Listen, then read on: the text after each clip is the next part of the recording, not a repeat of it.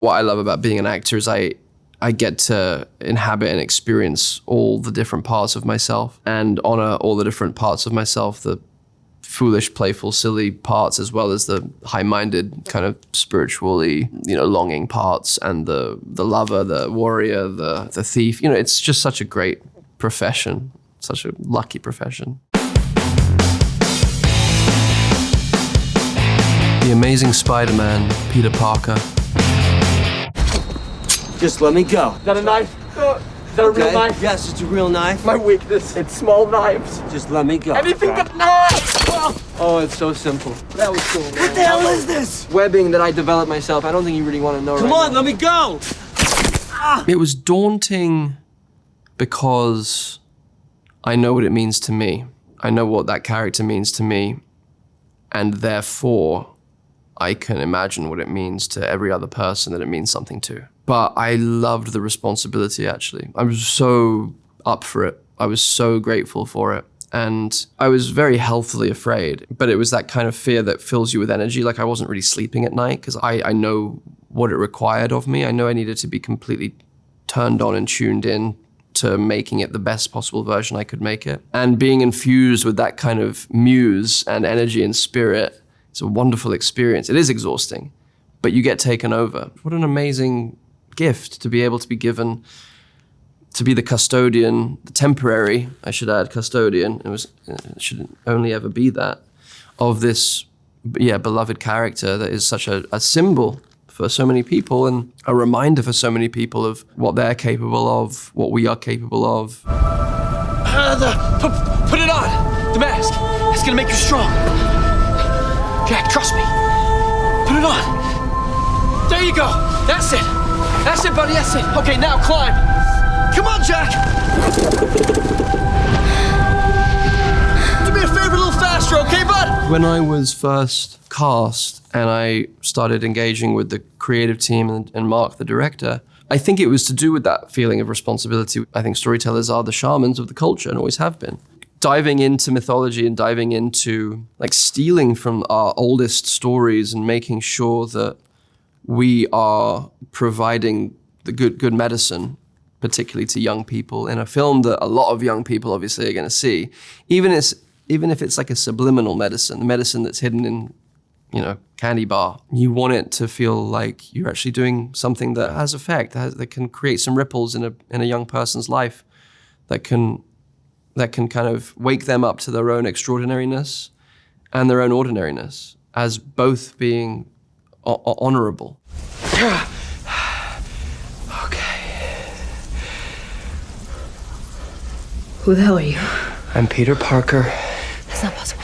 I am Spider-Man in my world. There was a big gap between me doing Spider-Man, my Amazing Spider-Man 2, and then the No Way Home with the gang. And in that time, I've stayed reasonably fit, and I like being physical and staying in shape. I had done a lot of my stunts on the first two films, and then it came to the one with the more aged Spider-Man, and I was so excited to be back doing stunts again. And the first stunt I did, I threw my back out entirely on the first take, and I didn't do it right, so I kept on doing it. I did 3 or 4, and I had thrown my back out and it took 6 or 7 months to recover. It's time to stretch. It's time to start stretching before you do things. There's a moment where I cracked Toby's back in the film. Yeah, that's good. All of that was coming out of us chatting, all of us with John Watts, and going, well, what would it be? What is the dynamic here? And what are the things that we can nod to? And, it's well, what's the reality of now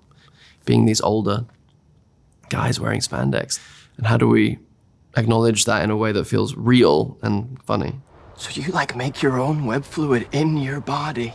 I'd rather not talk about this. No, I don't mean to. Are you teasing me? No. He's not teasing you. It's just that we can't do that. So naturally, we're curious as to how your web situation works. I look back very, very fondly, but there was some healing that happened between the three of us doing that together. And it suddenly felt lighter, I think, to all of us in a way, for the characters, but also for us as actors. It's oh yeah, we would share about what our struggles were. It was Spider-Man, group therapy. That's such a weird thing, but it was so much fun, so lovely. Chatting about, just telling stories and sharing experiences, and it was surreal, kind of heavenly. The Social Network, Eduardo Saverin. Are you all right? I need you. I'm here for you. No, I need the algorithm used to rank chess players. Are you okay? We're ranking girls. You mean other students? Yeah. You think this is such a good idea? Oh my God, it was such a specific in-between time for Facebook, I think. I believe I had come off of it already before having read the script. It just wasn't somewhere I wanted to be.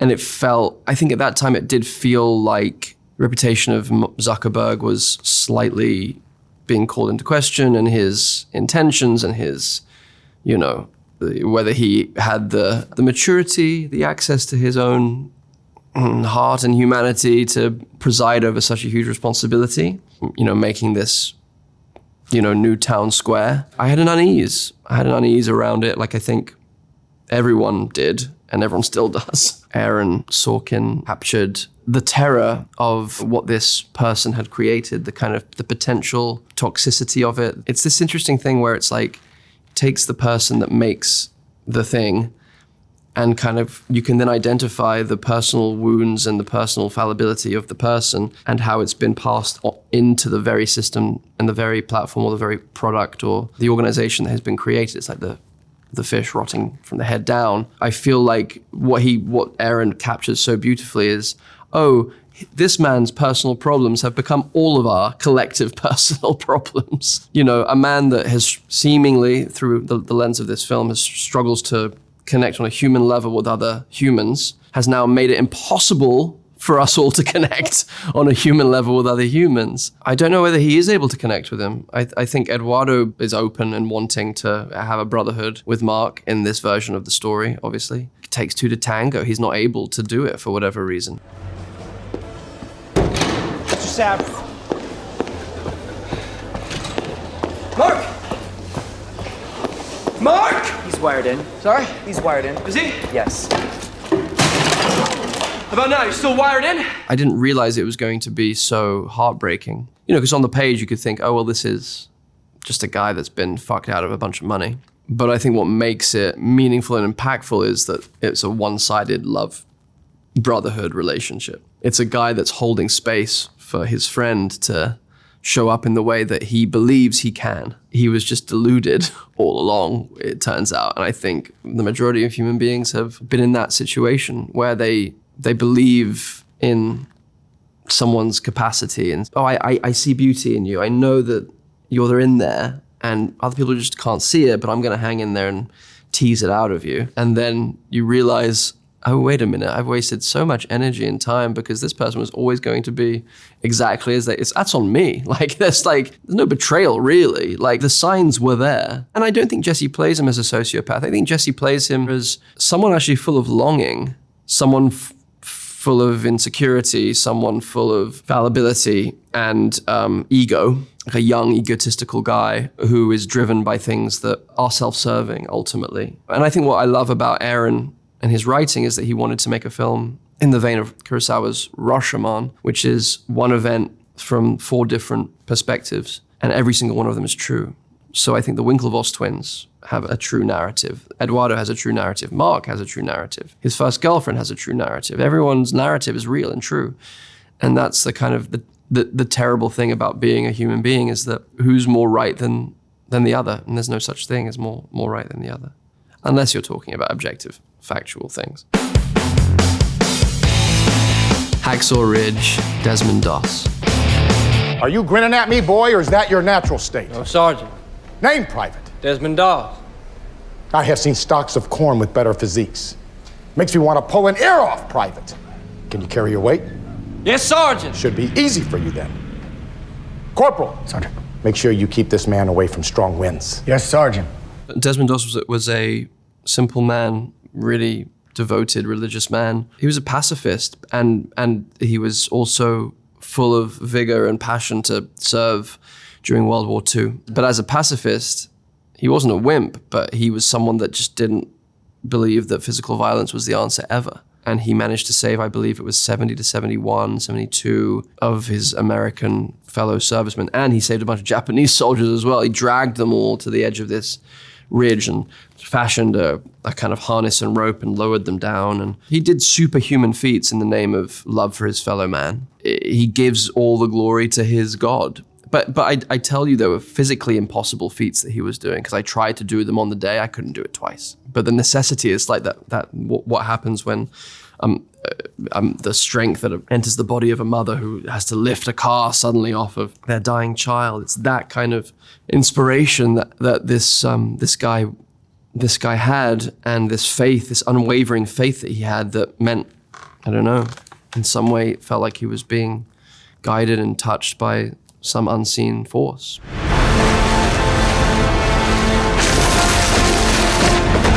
My brother is a doctor, so it felt like I was honoring both of them in my mother in her gentle care for everyone that she came across, and my brother in his devotion to healing people and to keeping people alive. The never enoughness of that profession, like it's what one has to do in order to survive that and to keep going, and not to fall into despair if something goes wrong or a mistake is made or you feel like you could have done more.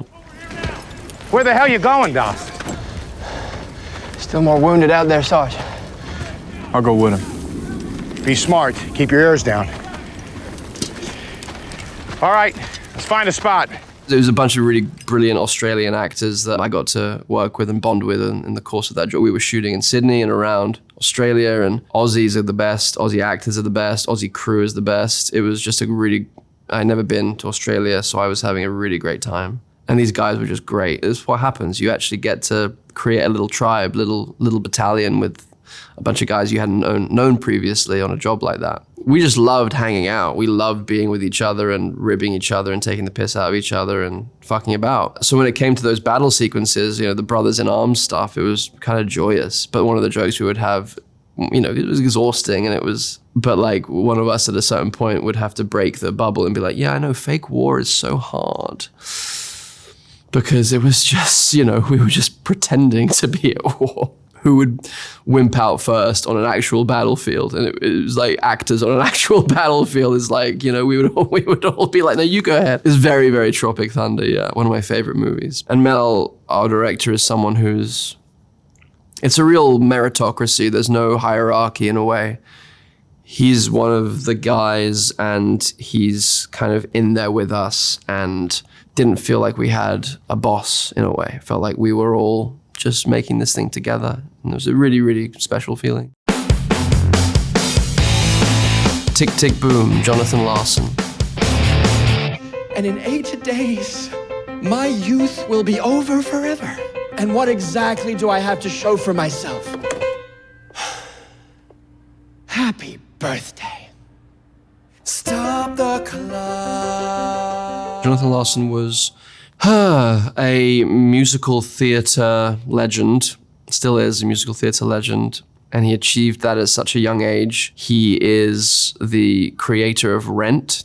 He changed musical theater forever with Rent, and he tragically died the night before the first preview off Broadway of Rent. And he made a one-man show called Tick, Tick, Boom just before he wrote Rent. And our film is a version of that one-man show kind of expanded into a little memoir, autobiography, vignettes, tone poem, all that jazz style kind of in Jonathan Larson's head. I'm far enough away from it now to be able to objectively say how lucky that I was to be able to, given the opportunity to play him and inhabit him. Lin is a creative powerhouse. He is a visionary. He is uncensored, unbridled, and inspiring to be around. And it didn't feel like his first film. He had the confidence to collaborate in a way that only the great filmmakers have. He wasn't controlling. He was liberating and inspiring. He wanted everyone to bring their talent to the thing. And I didn't know how to sing, and he entrusted me, and he educated me on musical theater. He provided me with a great education on this art form that I admired from afar but never fully engaged with. He owes his career, his inspiration in a lot of ways to Jonathan Larson. So his desire to honor John was pure, that he's aware of all of the interconnectedness of all the things. He follows his own golden thread He just kind of instinctively knows where he has to be and what he has to be working on. And you can feel it through the film. You can feel it through all of his work. But like, particularly I'm thinking about a moment in the film where Jonathan Larson's, ultimate hero mentor, Stephen Sondheim, leaves a voice message for John on his answering machine, giving a proper mentorship moment. John, Steve Sondheim here. Rosa gave me this number. I hope it's okay to call you. I didn't get a chance to speak with you after the reading, but I just wanted to say it was really good.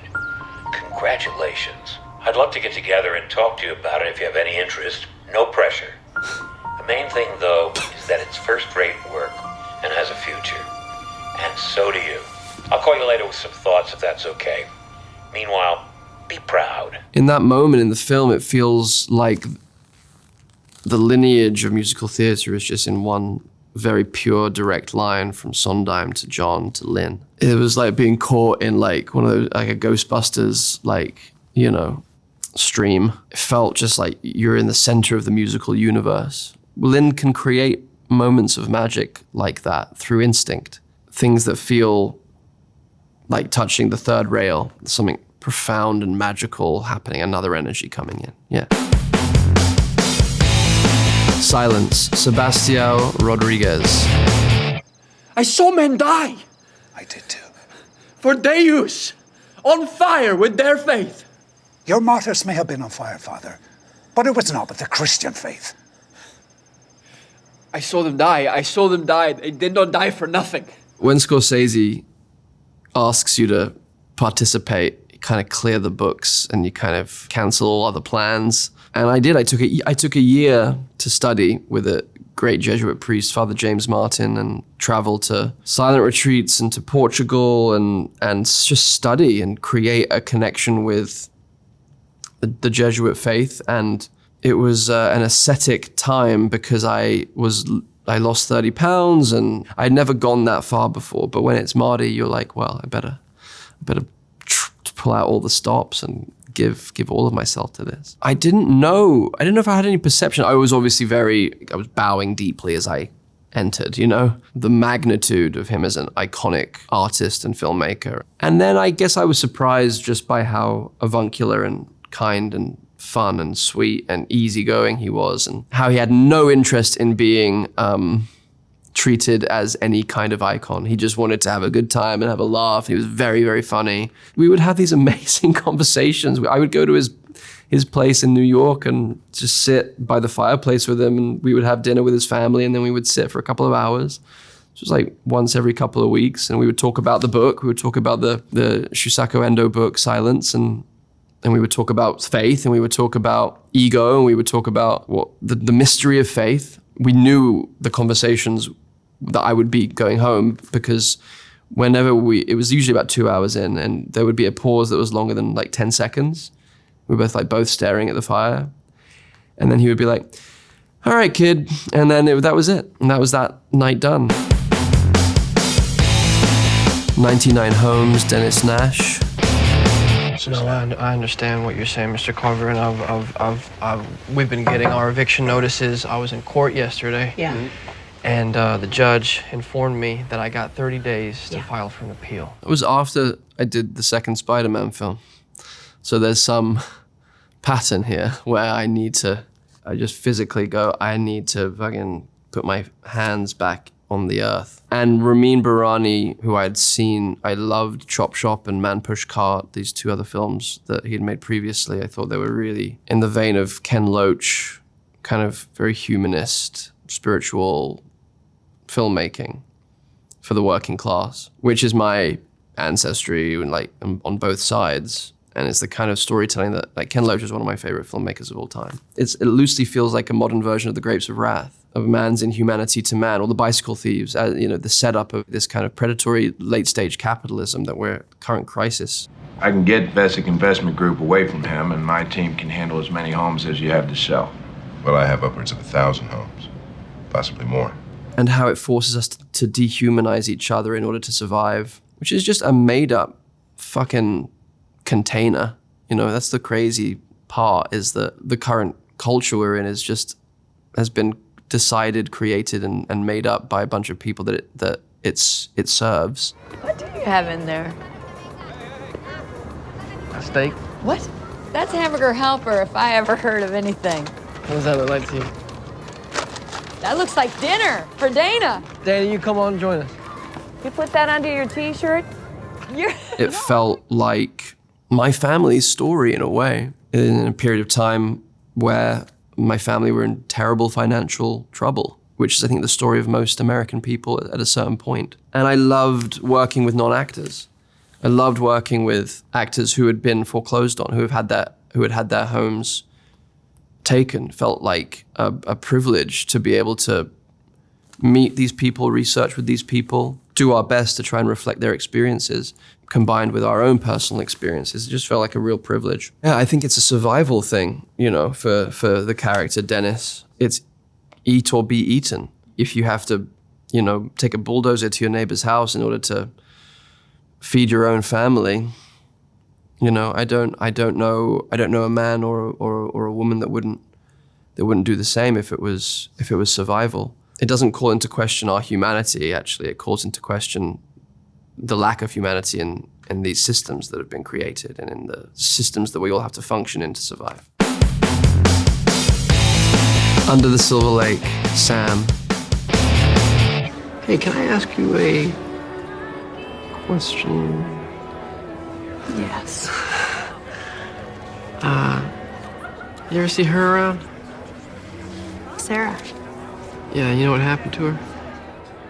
Inspired by After Hours in a way, Under the Silver Lake. That was one of the films on David Robert Mitchell's film watch list for me to prep. He was like, you need to see it After Hours. I'm like, of course, I'll see it again. But it's very, it feels that what is real, what is not real. I was in Australia, I just finished Hacksaw Ridge, and I was tired of playing religious, spiritually, men trying to transcend. And then I took a 2-week break and I drove up the coast to Byron Bay, just a solo surf trip. My agents had sent me, they said, hey, have you seen It Follows? And I was like, I have no desire to see It Follows because I'm a scaredy cat and I don't like scary films. And I hear it's reinventing the horror genre. And they were like, well, we think you're gonna like it. And I loved it. It was inventive and terrifying and thematically fascinating and tonally fascinating and just a proper filmmaker. Why do we just assume that all of this infrastructure and entertainment and open information that is beaming all over the place, all the time, into every single home on the planet is exactly what we're told it is? Down a rabbit hole of no meaning, maybe, or a question mark, I don't know. And I loved it. It just felt like the Goonies to me. It felt like a guy that's too old to still wanting to be a Goonie, still trying to chase some mysterious treasure with a map found in a Wheaties box or whatever. It read unlike anything else I'd ever read, and it was 160 pages and had ciphers in the script and had images and marketing stuff within. I was like, I just love this guy and I just want to play with him. It just felt like, again, just this kind of pendulum swing to something very, very different. Death of a Salesman, Biff Loman. Mike Nichols had asked me after seeing The Social Network to play Biff in Death of a Salesman with Phil Hoffman and Linda Emond. I suppose it could be seen as a bit of a left field choice. It felt grounding. I don't know how to explain it apart from it felt really grounding. I think particularly because I knew I was about to go off on a big international press tour and that my life was about to change. It felt like an instinctive thing. I was like, I need to just ground. The essence, the essential purpose that brought me into this work in the first place, which is theater. It's about the play. The play's the thing. It's not about the actors. It's much more satisfying getting into a deep conversation about Death of a Salesman or about Angels in America. That's just what turns me on more. Yeah, he's one of my favorite actors, Phil, and always will be. He was this rigorous pursuer of truth. There was no bells and whistles. It was, what's the truest thing here? And it's so weird because his performances are so full of bells and whistles. They all emanate from a place of truth.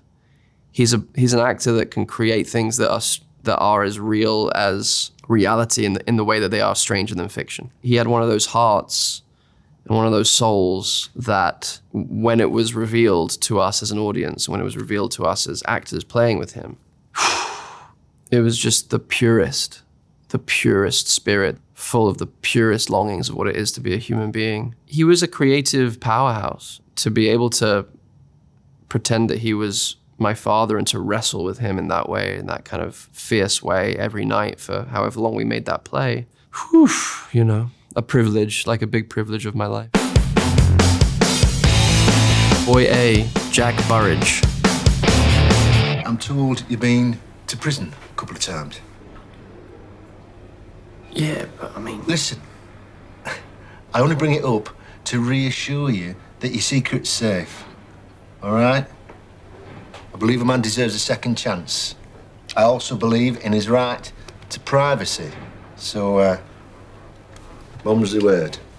God, it was such an interesting thing. It was the second film I made, and I was so young and I was so inexperienced. And with John Crowley, who directed We Live in Time, we've been wanting to work together since. Felt again in the realm of a Ken Loach film, felt like a humanist kind of film. And it's a question of whether we can change, whether we can reform. What's a proportionate response to things we do as children, even if they are as terrifying as murder?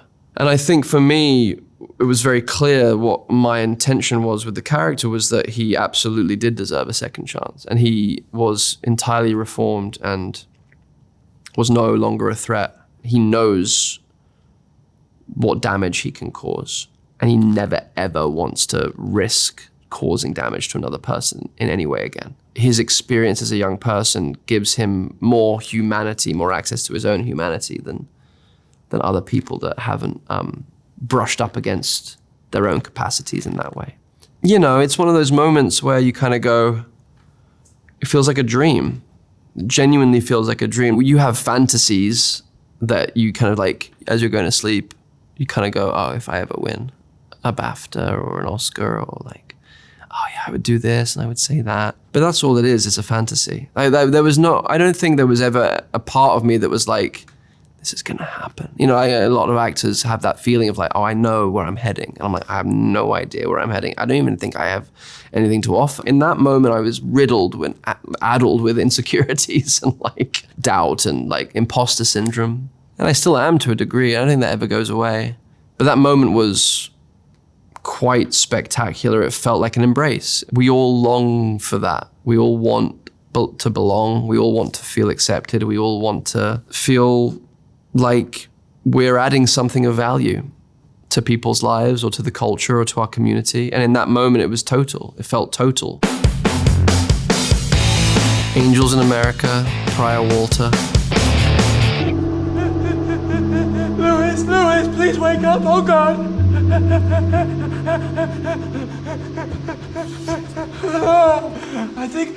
I think something horrible is wrong with me. I can't breathe. I'm calling the ambulance. No, wait, I don't. Wait, are you fucking crazy? Oh God, you're on fire. Your head is on fire. I'm now far enough removed from it to be able to ask the same thing and kind of look back and go, I don't know how that, because I didn't miss a show and neither did Nathan Lane. It's more remarkable that Nathan didn't miss the show because he's slightly older and the stamina that required from him. There's some other energy that comes. And I remember there were nights and days on Angels where I would wake up and want to cry because I'm like, I don't know how. Like literally like I'm on the verge of a physical nervous system failure breakdown. And there was one particular person, a mentor of mine, a teacher of mine that I would call and I would say, hey, I'm really worried about myself. I'm worried that I actually can't, that I'm gonna fall over on stage. And she would always say, lean back, give it to the spirits, give it to God, give it to your higher power, give it to the invisible forces that have put you in this position to serve. I survived and did it. And those were probably the better shows because I was out of the way. So I think there's some other energy that comes when you're in the right place in the right time and you're intentional and you want to actually, I don't know what it is. There's some other thing that brings you to the place and through difficulty in order to deliver the message. And I would pray every night, genuinely. I'd be on stage after my vocal physical warm up, just before people started to come in, and I would pray to the spirits of the people lost during that. I would say, come on in, come and get some healing. There's a bunch of people coming in to the theater that will be bringing you all in too, like family members, friends, lovers. And then you just kind of go, okay, let's see what happens tonight, because I don't know how to do it tonight. And I feel that way about Desmond Doss. I feel that way about Jonathan Larson. I feel that way about Father Rodrigues in Silence. Even, you know, my character in Under the Silver Lake, he was filled with some spirit calling him and pulling him into his life towards some mystery or some destiny. We Live in Time, Tobias Durand. There is something that your daddy and I... Something that Mummy and me want to... We want to talk to you about. It's a bit serious, though. Yeah. I play a character called Tobias Durand, and he is a draw between the lines guy at the beginning of the film. He's someone that does not want to rock the boat. He is someone that thinks, mistakenly, that if he behaves well, according to society's values, he will be rewarded. And it's not true. He finds himself deadened, numbed, without any vitality in his life at the beginning of this story, in a marriage that isn't working. And suddenly he's being given a second chance of being courageous and brave in his life. It becomes an adventure. I hadn't worked for a year, and because I was knackered after Angels in America and the spirit of Jonathan Larson kind of like pulling me around. And then We Live in Time came along, and I was like, oh, maybe this can just be a gentle, nice thing that I can go and do. And as soon as I was there, it was like, no, you're back. Like, it was suddenly like the spirits of that film started to just kind of like pull at me. And I was like, oh my God, this is for my dad. My dad has been through this exact fucking experience. I have friends who are going through similar experiences. I've been there. I'm like, oh, suddenly it's like, okay, great. The muses are back. It's never me. I'm just like, I will fucking try and put shape to the things that you're trying to put into the world. What a privilege. I've been used. I've been used by whatever those good muses are that want their voice in the world. What's happened to my underwear? Oh, I literally have no idea. So sorry, but do we know each other? Yeah, no. Even the harder, more emotionally full, challenging, vulnerable scenes were very pleasurable with her. And she was surprised at that. She was like, that shouldn't have been fun. And I'm like, well, you are the kind of the brush and the color, but the person holding, or the force holding the brush is not you. You're just being moved. It's so beautiful when you get to do that, because it requires another actor to do that with you. And she's someone that is so talented that she trusts her own instrument. Letting go is the best. So when you can let go with your fellow scene partner, oh, it's heaven. But that requires a lot of trust and safety, and knowing that the other person is not judging you.